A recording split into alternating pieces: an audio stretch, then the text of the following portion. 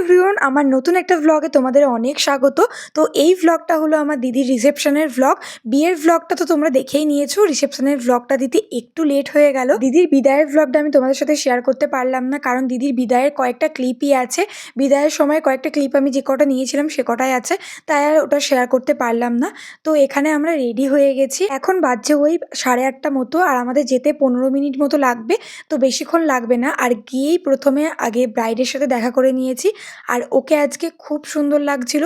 বিয়ের দিন যতটা সুন্দর লাগছিল, রিসেপশনের দিন তার থেকেও বেশি সুন্দর লাগছিল।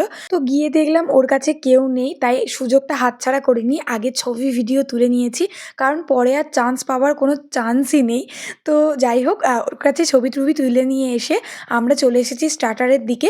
তো প্রথমে দই ফুচকা খেয়েছিলাম, তারপরে খেয়েছিলাম চিকেন পকোড়া। ওখান থেকে খাওয়া দাওয়া কমপ্লিট করে আমরা এসেছিলাম ওর ঘরটা দেখতে। তো ওর ঘরটাও ভীষণ সুন্দরভাবে সাজিয়েছিল। ওর ঘরটা দেখে আমরা নিচে চলে এসেছিলাম, আর নিচেই এসে আগে ছবি ভিডিও তুলেছি, কারণ আগের দিন তো ছবি যাও তুলেছিলাম, ভিডিও একটাও তুলিনি। তাই সবার আগে আজকে আমার আউটফিটের ভিডিও নিয়েছি, তারপর যা ছবি তুলেছি। তো আজকের আউটফিটটা তো আমার ভীষণ প্রিয়। ওর কয়েকটা ছবি তুলে চলে এসেছিলাম খাওয়া দাওয়া করতে। আর খাওয়া দাওয়া কী কী ছিল সেগুলো ভিডিও ক্লিপে আশা করি তোমরা দেখেই নিয়েছো, আর আলাদা করে কিছু বললাম না।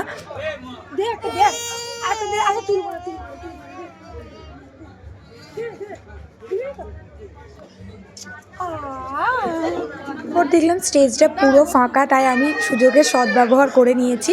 আমার যত রকমভাবে আউটফিটের ভিডিও নেওয়া যায় সব রকমভাবে আউটফিটের ভিডিও নিয়ে নিয়েছি। তারপর চলে এসেছিলাম বাড়ি এসেও কয়েকটা ভিডিও ক্লিপ নিয়েছিলাম। আর আজকে আমাকে কেমন লাগছিলো অবশ্যই কমেন্টে জানিও। এই লেহেঙ্গাটা আমার ভীষণই ফেভারিট একটা লেহেঙ্গা। তো আজকের ভিডিওটা এখানেই এন্ড করছি, দেখা হচ্ছে নেক্সট একটা ভিডিওতে। ভিডিওটা ভালো লাগলে অবশ্যই একটা লাইক করে দিও, চ্যানেলটাকে সাবস্ক্রাইব করতে একদমই ভুলো না।